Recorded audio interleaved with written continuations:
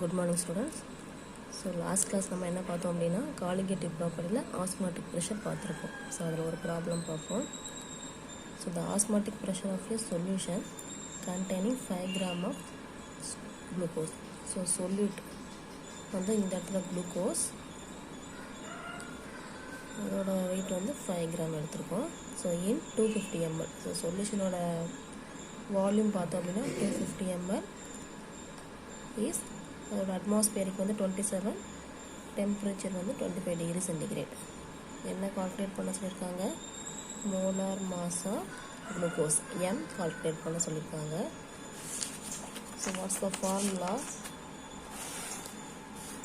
For osmotic pressure? 5 is equal to nRT. For molar mass, the formula is m is equal to mRT by 5V.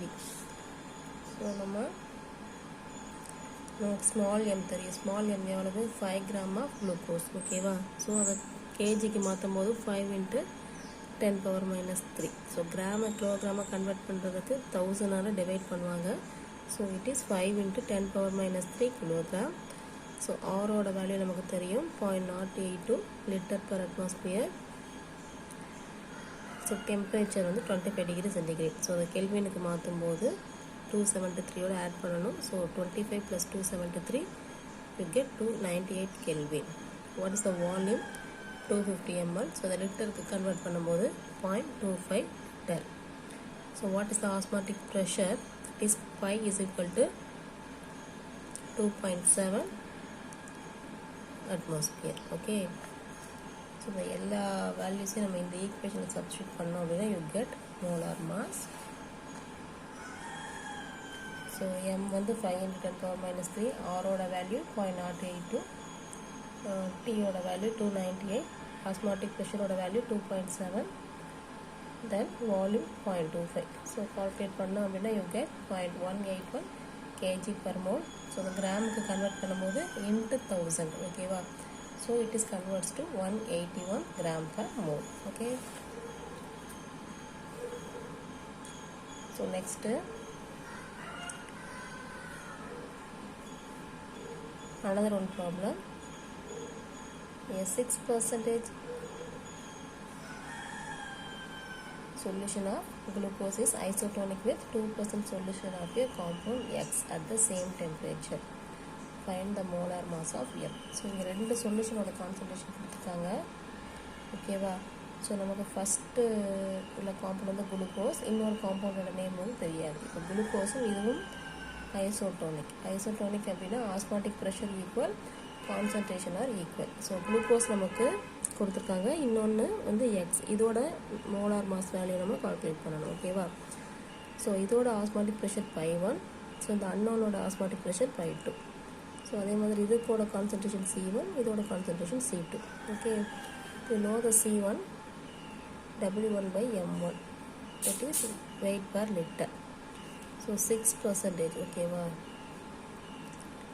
So இதை வந்து weight per லிட்டருக்கு convert பண்ணும்போது it is converts to 60. Okay,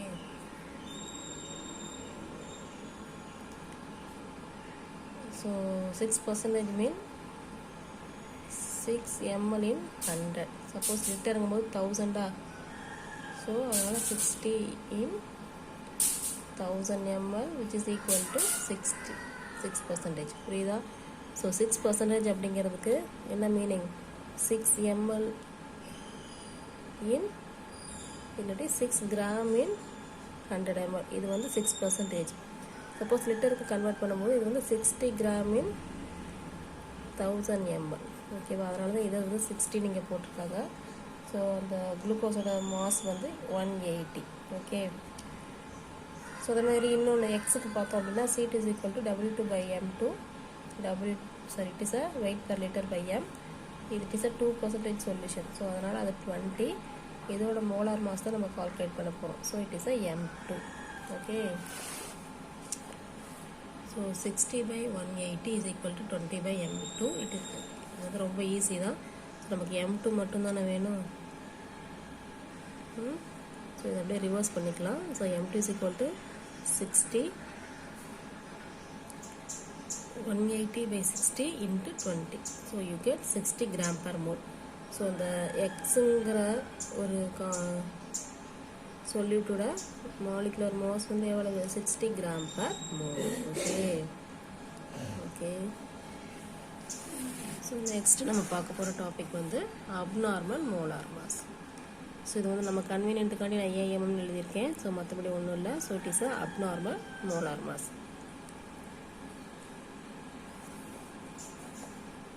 so molar mass that are lower or higher than expected values when calculated value are called abnormal mass. So இதை எதுக்கு நம்ம இப்போ படிக்கிறோம் அப்படின்னா, ஸோ இதுக்கு முன்னாடி நம்ம பார்த்தது எல்லாமே என்னது,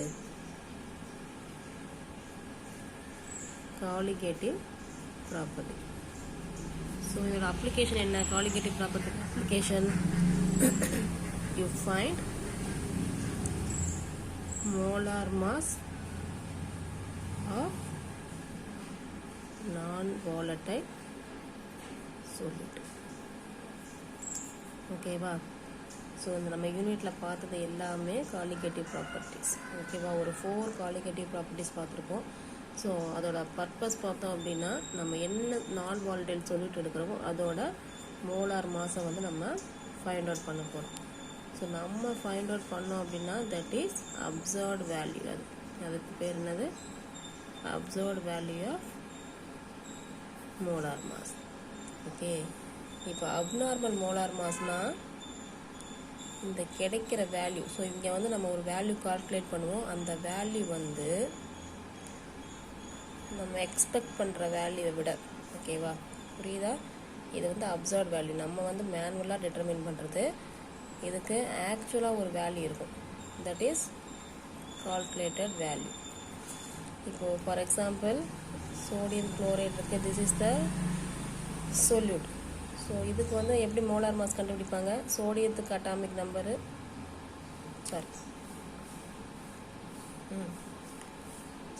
சோடியத்துக்கும் குளோரினுக்குள்ள அதோட அட்டாமிக் வெயிட் வச்சு என்ன பண்ணுவாங்க, டோட்டல் பண்ணால் you get a total mass of sodium chloride. So இது வந்து கால்குலேட்டட் வேல்யூ.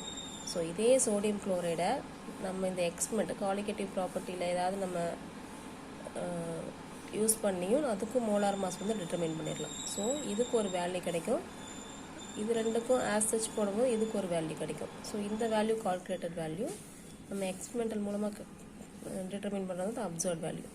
ஸோ இந்த ரெண்டு வேல்யூ இருக்குல்ல, இது ரெண்டு வேல்யூவும் கம்பேர் பண்ண போகிறோம். அப்படி கம்பேர் பண்ணும்போது இங்கே நமக்கு கிடைக்கிற அப்சர்வ் வேல்யூ இருக்கு இல்லையா, ஸோ இது வந்து இதை விட ஹையராக இருக்கலாம், இல்லாட்டி லோயராக இருக்கலாம்.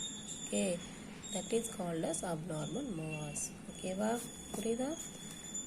ஸோ நெக்ஸ்ட் டாபிக் வந்து என்னது, அப்நார்மல் மோலார் மாஸ். நான் என்னோட கன்வீனியன்ட்டுக்காக தான் ஏஎம்எம்னு போட்டிருக்கேன். ஓகேவா? So what is abnormal molar mass அப்படின்னா, ஸோ நம்ம இந்த யூனிட் ஃபுல்லாக நம்ம என்ன பார்த்துருக்கோம், காலிகேட்டிவ் ப்ராப்பர்ட்டி பார்த்துருக்கோம். ஸோ இந்த காலிகேட்டிவ் ப்ராப்பர்ட்டியோட அப்ளிகேஷன் என்ன பார்த்தோம் அப்படின்னா, ஒரு நான் வாலடைல் சொல்யூட்டோட மோலார் மாஸை நம்ம வந்து ஃபைண்ட் அவுட் பண்ணுவோம் எல்லாத்துலேயுமே. ஓகேவா? ஸோ அப்படி நமக்கு கிடைக்கிற வேல்யூ வந்து என்னது, observed value of molar mass. Okay, suppose நம்ம என்ன சொல்யூட் யூஸ் பண்ணுறோமோ அதுக்கு ஏற்கனவே ஒரு மோலார் மாஸ் வேல்யூ வந்து இருக்கும். அது வந்து என்ன வேல்யூ, கால்குலேட்டட் வேல்யூ. ஓகேவா?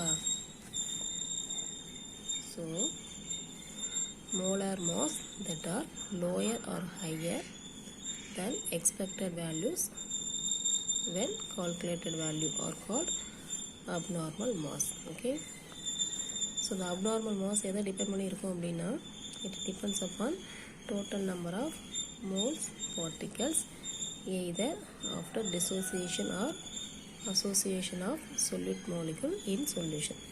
இந்த அப்நார்மல் மோலார் மாஸ் வந்து எதனால் நமக்கு அந்த இடத்துல க்ரியேட் ஆகும் அப்படின்னா, ஆல்ரெடி நம்ம பார்த்தது தான். ஸோ குவாலிகேட்டிவ் ப்ராப்பர்ட்டிஸ் எல்லாமே எதை டிபெண்ட் பண்ணியிருக்கோம், எவ்வளோ நம்பர் ஆஃப் பார்ட்டிகல்ஸ் இருக்கோ அதை டிபெண்ட் பண்ணி தான் அந்த குவாலிகேட்டிவ் ப்ராப்பர்ட்டிஸ் எல்லாமே சேஞ்சஸ் ஆகும். அதே மாதிரி இந்த அப்நார்மல் மோலார் மாஸ் எதை டிபெண்ட் பண்ணியிருக்கோம் அப்படின்னா, so total number of moles of particles அது வந்து சொல்யூஷனில் ஒன்று டிசோஷியேட் ஆகலாம், அப்படி இல்லாட்டி அசோசியேட் ஆகலாம். டிசோசியேஷன் மீன்ஸ் இது வந்து பிரேக் ஆகலாம், ரெண்டு அயான்ஸாக ஸ்ப்ளிட் ஆகலாம். அசோசியேஷன்னா ரெண்டு இதுவும் கம்பைண்ட் ஆகி நமக்கு டைமராக ஃபார்ம் ஆகலாம். ஸோ இந்த 2 ப்ராசஸை டிபெண்ட் பண்ணி தான் அப்நார்மல் மோலார் மாஸ் வந்து சேஞ்ச் ஆகுது. சரியா? ஸோ ஃபஸ்ட்டு நம்ம டிசோசியேஷன் அசோசியேஷன் என்னென்னு பார்த்துடலாம். ஸோ ஃபஸ்ட்டு வந்து டிசோசியேஷன். சப்போஸ் நம்ம ஒரு சொல்யூஷன் எடுத்திருக்கோம். இந்த ஏபி அப்படிங்கிறது நான் வாலடைல் சொல்யூட். ஒரு சொல்யூட் ஆட் பண்ண போகிறோம். அது என்ன ஆகுது? அயான்ஸாக ஸ்ப்ளிட் ஆகுது, plus and V minus. So this process is called as dissociation. ஓகேவா? ஸோ நெக்ஸ்ட்டு அசோசியேஷன் அப்படின்னா நம்ம போடுற சொல்யூட் வந்து என்ன ஆகும்? கம்பைண்ட் ஆயிரும், லிங்க் ஆயிரும். சப்போஸ் 2 moles ஆஃப் சொல்யூட் நம்ம வந்து ஆட் பண்ணுறோம் அப்படின்னா இது ரெண்டும் சேர்ந்து நமக்கு டைமர் ஆயிரும், A2. So that is association. அதே மாதிரி ஏபி அப்படின்னு எடுத்தோம் அப்படின்னா இது ரெண்டும் என்ன ஆகும்? உனக்கு அசோசியேட் ஆகி இன்னொரு ஏபியோட அசோசியேட் ஆகி என்ன ஆகும்? உனக்கு AB2. இதுவும் என்ன தான்? டைமர் தான். ஸோ இந்த மாதிரி டைமரைசேஷன் வந்து பாசிபிள். ஸோ அந்த ப்ராசஸ் வந்து என்னது? அசோசியேஷன். ஓகேவா? ஸோ நெக்ஸ்ட் இது ரெண்டையும் டீட்டெயிலாக பார்ப்போம். Dissociation of the solute, association of the solute. So first நம்ம பார்க்க போகிறது டிசோசியேஷன் ஆஃப் த சொல்யூட். ஓகேவா? ஸோ எதெல்லாம் டிசோசியேட் ஆகும்னு பார்த்தோம் அப்படின்னா inorganic acid, for example HCl. அதே மாதிரி bases, sodium hydroxide, salts, sodium chloride. இதெல்லாம் நம்ம சொல்யூட்டாக யூஸ் பண்ணோம் அப்படின்னா அது வந்து என்ன ஆகும்? டிசோசியேட் ஆகும். ஈக்குவேஷன் பார்த்தோம் அப்படின்னா you take a sodium chloride which is ionized into Na plus and Cl minus. This is the dissociation. Okay. In such cases என்ன ஆகும்? நம்ம ஒரு சோடியம் குளோரைட் எடுத்துக்கோம். பட் என்ன ஆகுது? அது ஒரு சோடியம் ப்ளஸ்ஸாகவும் ஒரு Cl மைனஸாகவும் நமக்கு கன்வெர்ட் ஆகுது. ஒன்றா இருக்கிறது நமக்கு என்ன ஆயிடுச்சு? 2 பார்ட்டிகலாக கன்வெர்ட் ஆகிடுச்சு. ஸோ ஒரு பார்ட்டிக்கலாக இருந்தது 2 பார்ட்டிகல்ஸாக கன்வெர்ட் ஆகிடுச்சு. ஓகேவா? ஸோ இது மாதிரி நிறைய நம்பர் ஆஃப் சோடியம் குளோரைட் நம்ம எடுக்கும்போது நம்பர் ஆஃப் பார்ட்டிகல்ஸோட அமௌண்ட் என்ன ஆகும்? இன்க்ரீஸ் ஆகும். ஓகேவா? So the number of particles increases and consequently the qualitative properties also large. Okay. So number of particles increase ஆக qualitative ப்ராப்பர்ட்டியும் என்ன ஆகும்? அந்த இடத்துல லார்ஜ் ஆகிட்டே வரும். ஓகே. அது லார்ஜ் ஆனாலும் இந்த qualitative ப்ராப்பர்ட்டி எதுக்கு இன்வர்ஸாக இருக்கும் அப்படின்னா மோலார் மாஸுக்கு இன்வர்ஸாக இருக்கும். ஸோ மோலார் மாஸ் இன்க்ரீஸ் ஆக qualitative ப்ராப்பர்ட்டி டிக்ரீஸ் ஆகும். qualitative ப்ராப்பர்ட்டி வந்து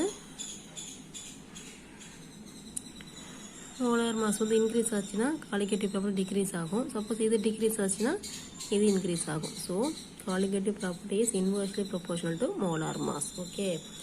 ஸோ நம்ம இந்த ப்ராசஸில் நம்ம மோலார் மாஸ் டிட்டர்மைன் பண்ணோம் அப்படின்னா அந்த அப்சர்வ்டு மோலார் மாஸ் வந்து குவாலிட்டேட்டிவ் வேல்யூவோட எப்படி இருக்கும்?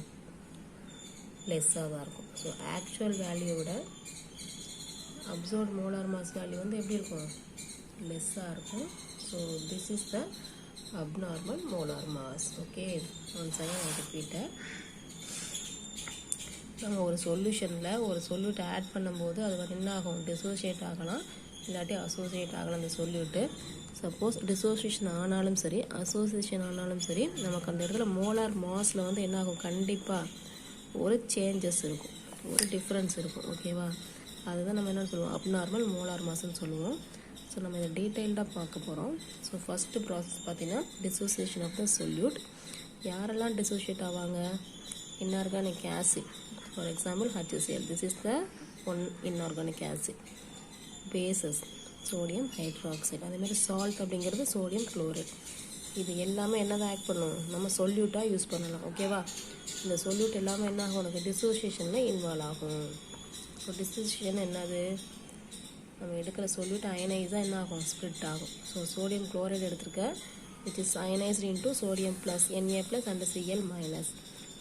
ஸோ நம்ம ஃபஸ்ட்டு எடுத்துருக்கிறது ஒரு சோடியம் குளோரைடு எடுத்துருக்கோம். பட் இது என்னவாயிருச்சு? Na ப்ளஸ் ஆகும் Cl மைனஸ் ஆகும் நமக்கு ஸ்ப்ளிட் ஆயிடுச்சு. ஸோ இது ஒரு பார்ட்டிக்கல், இது ஒரு பார்ட்டிக்கல். ஸோ ஒரு பார்ட்டிக்கலாக இருந்தது நமக்கு 2 பார்ட்டிக்கலாக கன்வெர்ட் ஆயிடுச்சு. இந்த மாதிரி எல்லா NaClலும் நமக்கு ஸ்ப்ளிட் ஆச்சு அப்படின்னா நம்பர் ஆஃப் பார்ட்டிகல்ஸ் என்ன ஆகும்? அந்த இடத்துல இன்க்ரீஸ் ஆகும். ஓகேவா? So number of particles increase ஆச்சு அப்படின்னா அதன் விளைவாக என்ன ஆகும், காலிகேட்டிவ் ப்ராப்பர்ட்டிஸ் வந்து அந்த இடத்துல லார்ஜ் ஆகும். ஓகே, இதுதான் கான்செப்ட்டு. ஸோ அதே மாதிரி இந்த காலிகேட்டிவ் ப்ராப்பர்ட்டி எதுக்கு இன்வெர்ஸ்லி ப்ரொபோஷனலாக இருக்கும், மோலார் மாஸுக்கு இன்வெர்ஸ்லி ப்ரொபோஷனலாக இருக்கும். இது இன்க்ரீஸ் ஆச்சுன்னா இது டிக்ரீஸ் ஆகும், இது டிக்ரீஸ் ஆச்சுன்னா இது இன்க்ரீஸ் ஆகும். ஓகே, ஸோ அதனால் நமக்கு என்ன ஆகும் அப்படின்னா, நமக்கு கிடைக்கிற mass, that is observed molar mass is less than calculated value. Okay, எப்போவுமே ஒரு சொல்லிட் வந்து டிசோசியேட் ஆச்சு அப்படின்னா நம்ம அது மூலமாக கால்குலேட் பண்ணுற அப்சர்வ்ட் மோலார் மாஸ் கால்குலேட்டட் வேல்யூவோட லெஸ்ஸாக இருக்கும். ஓகே, ஸோ இதில் 2 ஃபேக்டர் பார்க்க போகிறோம். 1/2 ஃபேக்டர், தட் இஸ் I. நமக்கு வந்து அந்த மோலார் மாஸில் வந்து என்ன ஆகும், உனக்கு சேஞ்சஸ் இருக்கு இல்லையா, ஸோ அதை நம்ம கரெக்ட் பண்ணுறதுக்கு ஒரு கரெக்ஷன் ஃபேக்டர் வந்து நம்ம ஆட் பண்ணணும். ஓகே, ஸோ இப்போ 1/2 என்ன செய்கிறாரு, 1/2 introduced one factor, that is I, that is known as 1/2 factor. ஓகேவா, ஸோ நமக்கு கால்குலேட்டர் வேல்யூக்கும் அப்சர்வ்டு வேல்யூக்கும் நிறையவே டிஃப்ரென்ஸ் வருது. அந்த டிஃப்ரென்ஸை வந்து நம்ம கரெக்ட் பண்ணுறதுக்கு 1/2 introduced you one factor. then the factor வந்து நம்ம எப்படி மென்ஷன் பண்ணலாம், I, that is known as 1/2 factor. So இவர் எப்படி அந்த 1/2 ஃபேக்டரை டிஃபைன் பண்ணுறாரு அப்படின்னா, I is equal to observed colligative property divided by calculated colligative property. That is I is equal to, so delta P அப்படிங்கிறது lowering of vapor pressure. So நம்ம 4 இது பார்த்தோம் இல்லையா colligative ப்ராப்பர்ட்டியில், lowering of vapor pressure, elevation of boiling point, depression of freezing point, last என்ன பார்த்தோம், osmotic pressure. So இது எல்லாமே நம்ம அப்சர்வ் பண்ணலாம், கால்குலேட்டடும் பண்ணுவாங்க. ஸோ அந்த I is equal to அந்த 1/2 ஃபேக்டர் அப்படிங்கிறது ratio between this 2 observed and calculated. So இது ரெண்டுக்கும் உள்ள ரேஷியோ தான் என்னது, 1/2 factor. So I is equal to delta P observed divided by delta P calculated. This is lowering of vapor pressure. So இது எல்லாமே equal கிடையாது. So தனித்தனியாக equation எழுதுறதுக்கு பதிலாக ஒரே ஈக்குவேஷன் நம்ம எழுதிட்டாங்க. So I is equal to delta P observed divided by delta P calculated. This is lowering of vapor pressure. Then I is equal to delta TP observed, that is elevation of boiling point, and then delta TP calculated. So next I is equal to ratio between delta TF observed, that is depression of freezing point, divided by delta TF calculated. So lastly osmotic pressure observed divided by osmotic pressure calculated. Okay va. So therefore I is equal to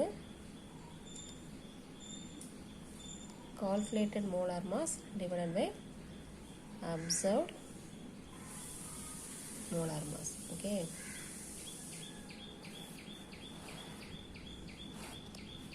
அப்படின்னா colligative property is inversely proportional to molar mass. So இங்கே I பார்க்கும்போது என்ன ஆகும், உனக்கு அப்படியே change ஆகிடும், inverse ஆகிடும். So therefore I is equal to calculated molar mass divided by observed molar mass. அப்படி இல்லை அப்படின்னா I is equal to normal molar mass. So calculated அப்படிங்கிறது normal molar mass divided by observed molar mass. இது வந்து நம்ம observe பண்ணுறது. So இது வந்து ஒரு சம் பார்க்கும்போது இன்னும் கிளியராக நமக்கு புரியும். ஓகேவா. So next degree of dissociation. So எந்த அளவுக்கு அந்த நம்ம எடுக்கிற சொல்யூட் வந்து டிசோசியேட் ஆகுது அதை எப்படி கால்குலேட் பண்ணலாம் அப்படின்னா, the I is related to X. So I அப்படிங்கிறது 1/2 ஃபேக்டர், X அப்படிங்கிறது degree of dissociation. So degree of dissociation அப்படின்னா எவ்வளோ பர்சன்டேஜ் வந்து அது வந்து டிசோசியேட் ஆகிருக்கு. So that is degree of dissociation X. the formula is I minus 1 divided by N minus 1. I அப்படிங்கிறது நம்ம இங்கே கால்குலேட் பண்ண 1/2 ஃபேக்டர், N அப்படிங்கிறது number of particles of the dissociation. Okay, so இதை நம்ம யூஸ் பண்ணி எந்த அளவுக்கு டிசோசியேட் ஆகிருக்குங்கிறத நம்ம கால்குலேட் பண்ணிடலாம். So let's see one problem. A solution containing 1.8 gram of KCl. So இங்கே KCl அப்படிங்கிறது நம்மளோட solute, ஓகேவா? ஸோ அதோட எவ்வளோ எடுத்திருக்காங்க அப்படின்னா 1.86 gram of KCl எடுத்திருக்காங்க. அதோட volume 800 gram of water. It is boiled at 100.24 degrees Celsius. Calculate the apparent molar mass, that is the abnormal molar mass, and degree of dissociation. So என்ன calculate பண்ணியிருக்காங்க, எம்மும் எக்ஸும் calculate பண்ணியிருக்காங்க. நமக்கு KP கொடுத்தாச்சு. KP of water வந்து எத்தனை 0.5 Kelvin kilogram per mole. Okay, நமக்கு KP தெரியும், எலிவேஷன் ஆஃப் பாய்லிங் பாயிண்ட் தெரியும். ஸோ W2 W1 அது எல்லாமே தெரியும். ஸோ என்ன கால்குலேட் பண்ண போகிறாங்க, M2 கால்குலேட் பண்ண போகிறாங்க.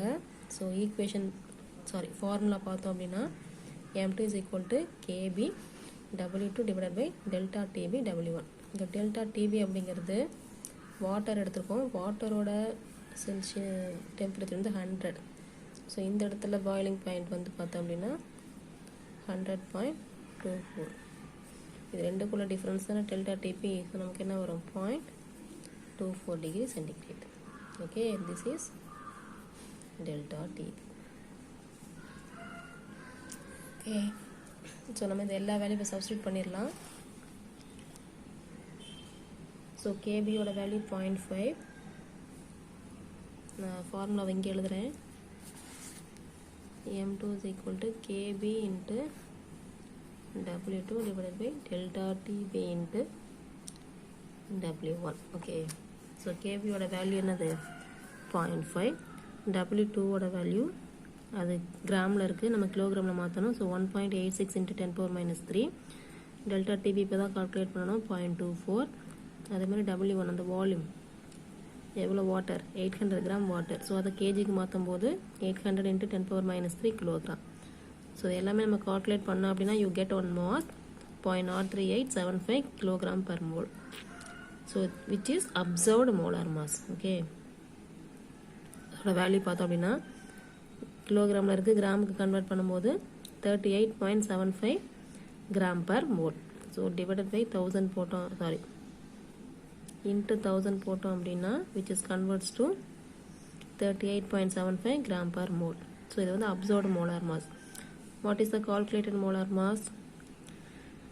கேசியரோட அட்டாமிக் வெயிட் பார்த்தோம் அப்படின்னா பொட்டாசியத்துக்கு 39, குளோரினுக்கு 35.5. ஸோ இதை டோட்டல் பண்ணும்போது 74.5 gram per mole. ஸோ இது ரெண்டையும் கம்பேர் பண்ணி பார்ப்போம். this is observed value, this is calculated value. So observed value வந்து எப்படி இருக்குது, which is less than calculated value. Okay, so next this difference is called as abnormal molar mass. So 74க்கும் 38க்கும் எவ்வளோ டிஃபரன்ஸ் இருக்குது, ஓகேவா? So this difference is called as abnormal molar mass, which is due to the changes in colligative property. So next இந்த difference வந்ததுக்கப்புறம் நம்ம என்ன calculate பண்ண போகிறோம், வான் டூ ஆஃப் ஃபேக்டர் கால்குலேட் பண்ண போகிறோம். So I is equal to normal molar mass divided by absorbed molar mass. What is the calculated value? 74.5. Absorbed mass is 38.75. So இது ரெண்டுக்கு நம்ம ரேஷியோ எடுத்தோம் அப்படின்னா that is 1.92. ஸோ ஐயோட வேல்யூ வந்து என்னது 1.92. So let's calculate degree of dissociation. So கேசில் ionise into K + and Cl-. So இது ஒரு பார்ட்டிக்கல், இது ஒரு பார்ட்டிக்கல். ஸோ மொத்தம் எத்தனை பார்ட்டிக்கல், 2 பார்ட்டிக்கல். ஸோ அப்போ n வந்து இந்த இடத்துல 2. So x is equal to I - 1 divided by n - 1. ஐயோட வேல்யூ 1.92 - 1 divided by 2 - 1. ஸோ நம்ம கால்குலேட் பண்ணோம் அப்படின்னா இவங்க 0.92 பெர்சன்டேஜில் போடும்போது இன்ட்டு 100 போட்டுக்கிட்டோம்னா it converts to percentage. So degree of dissociation வந்து என்னது 92% வந்து டிசோசியேட் ஆகிருக்கு. ஓகேவா? ஸோ நம்ம எடுக்கிற சொல்லிட்டு வந்து இந்த அளவுக்கு டிசோசியேட் ஆனதுனால நம்பர் ஆஃப் பார்ட்டிகல்ஸும் அந்த இடத்துல ரொம்ப ரொம்ப இன்க்ரீஸ் ஆகும். அதனால் நமக்கு மோலார் மாஸ்ல என்ன ஆகுது, உனக்கு மேக்ஸிமம் டிஃப்ரென்ஸ் வந்து நமக்கு ரொம்ப டிஃப்ரென்ஸ் அந்த இடத்துல நமக்கு வருது. எதுக்கு, அப்சர்வ்டுக்கும் கால்குலேட்டட் வேல்யூக்கும். ஓகேவா? ஸோ நம்ம டிசோசியேஷன் பார்த்துட்டோம். நெக்ஸ்ட் வந்து என்ன பார்க்க போகிறோம்? Association of the solute. So நம்ம என்னெல்லாம் இங்கே எடுக்கிறாங்க அப்படின்னா acetic acid, benzoic acid, phenol. இது மூணுமே என்னது உனக்கு நான் வாலடைல் சொல்யூட். ஓகே, என்னென்ன எடுத்திருக்காங்க? Acetic acid, benzoic acid, phenol. So இது மூணுமே என்னது உனக்கு solute which is dissolved in benzene. இங்கே பென்சீன்ங்கிறது என்னது? சால்வெண்ட். அங்கே எப்படி HCl சோடியம் ஹைட்ராக்சைட்லாம் சொல்யூட்டாக எடுத்தோமோ அதே மாதிரி இங்கே வந்து acetic acid, benzoic acid, phenol. So இது எல்லாமே என்னவா எடுத்திருக்காங்க? சொல்யூட்டாக எடுத்திருக்காங்க. எதில் டிசால்வ் பண்ண போகிறாங்க? பென்சீனில் டிசால்வ் பண்ண போகிறாங்க. ஸோ இந்த சொல்யூட் எல்லாமே இந்த இடத்துல என்ன ஆகும்? அசோசியேட் ஆகிட்டு அதோட டைமராக கன்வெர்ட் ஆயிரும். ஓகே, அப்படி டைமராக கன்வெர்ட் ஆச்சு அப்படின்னா நமக்கு இங்கே நம்பர் ஆஃப் பார்ட்டிகிள்ஸோட நம்பர்ஸ் என்ன ஆகும்? டிக்ரீஸ் ஆகும். ஓகேவா? So number of particle decrease ஆச்சு அப்படின்னா குவாலிட்டேட்டிவ் ப்ராப்பர்ட்டிஸும் என்ன ஆகும்? அந்த இடத்துல ஸ்மாலர் ஆயிரும். This is the concept. So substance like acetic acid, benzoic acid, phenol which is taken in or dissolved in benzene. Here these are act as a solute. This is the solvent. அப்படி போடும்போது இது எல்லாமே என்ன ஆகும்? Associate ஆகும். Associate ஆகி நமக்கு டைமராக convert ஆயிரும். அப்படி டைமராக கன்வெர்ட் ஆகும்போது ஸோ 2 பார்ட்டிகிள் எடுத்திருப்ப அது ஒன்றா கன்வெர்ட் ஆயிடுச்சு அப்படின்னா நம்பர் ஆஃப் பார்ட்டிகிள்ஸ் அந்த இடத்துல டிக்ரீஸ் ஆகும். நம்பர் ஆஃப் பார்ட்டிகிள்ஸ் டிக்ரீஸ் ஆச்சு அப்படின்னா குவாலிட்டேட்டிவ் ப்ராப்பர்ட்டிஸ் அந்த இடத்துல ஸ்மாலர் ஆகும்.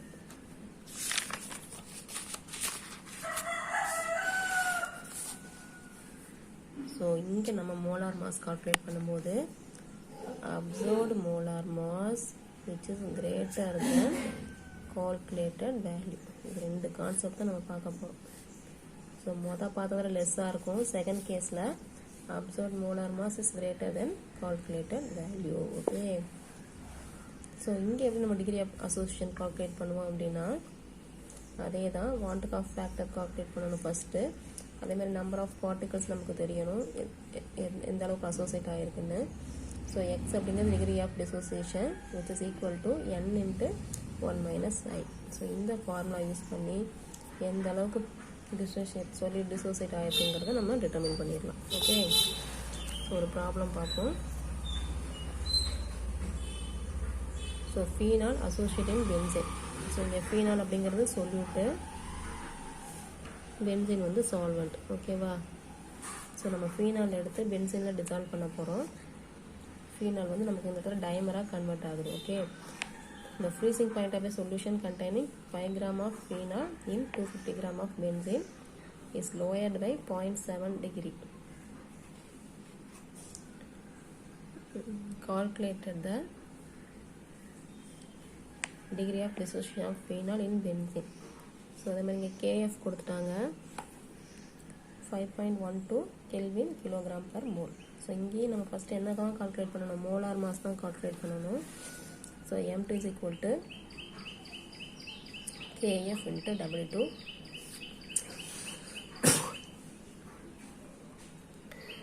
divided by delta TF into W1. Okay, so what is the KF value?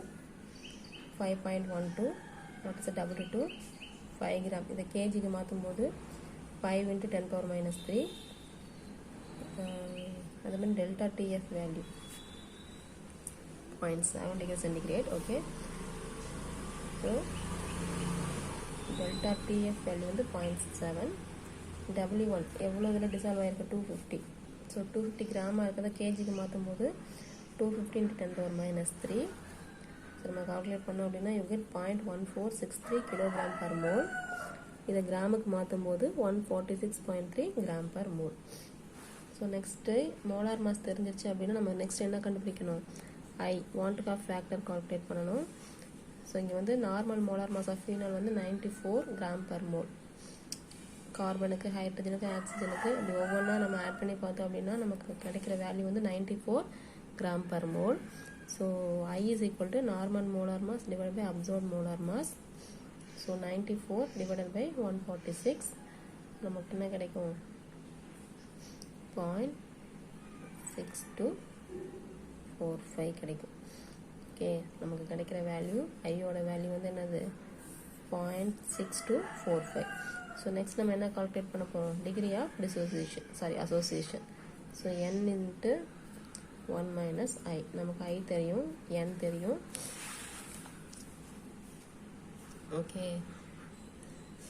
let x be the degree of association of phenol. இங்கே phenol தான் எடுத்துருக்கோம், not case here. Okay, let x be the degree of association of phenol. Then இப்படி தான் associate ஆகும். 2 phenol எடுத்துருக்கோம், அது associate ஆகி timer ஆயிடுச்சு. 2 மாலிகுலர் இருந்தது என்னவா கன்வெர்ட் ஆச்சு, சரி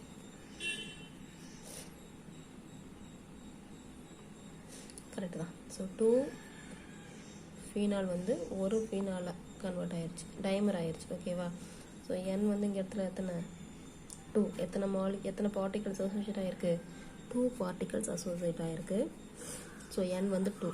so x is equal to n into 1 minus i, 2 into 1 minus 0.6425. So நம்ம கால்குலேட் பண்ணோம் அப்படின்னா 0.715. இதை பர்சன்டேஜுக்கு மாற்றும் போது 71.5%. ஸோ டிகிரி ஆஃப் அசோசியேஷன் வந்து நமக்கு எவ்வளவு, 71.5% of phenol is associated in this process. So observed molar mass is greater than calculated molar mass. Okay students, thank you.